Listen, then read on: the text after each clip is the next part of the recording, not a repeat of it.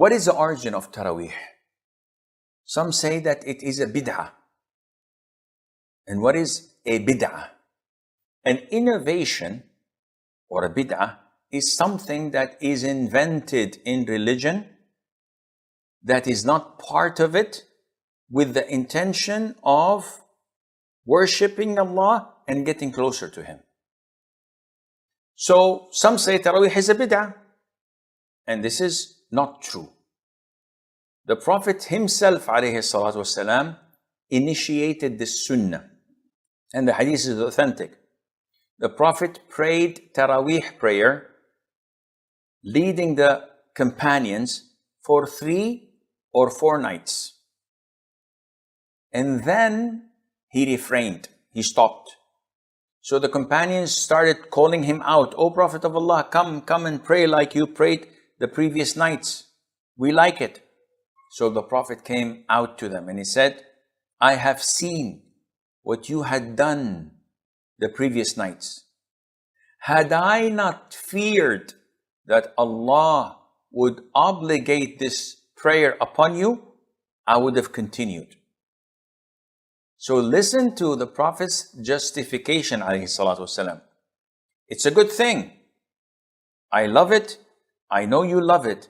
But because I was afraid that Allah would make it obligatory upon the ummah, which would lead probably to hardship, I stopped it. I was so merciful to my ummah. I didn't want to burden them with more obligations. So the one who started it was the Prophet ﷺ.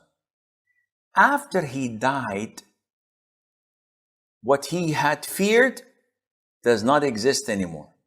And that is, no one can obligate night prayer because he's dead. How can it be obligated?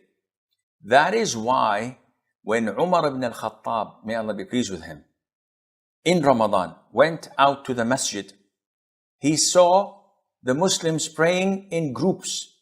3 people here, 10 people there, 5 people here.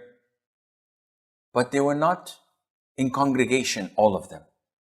So he ordered Ubay ibn Ka'b to lead them in Taraweeh.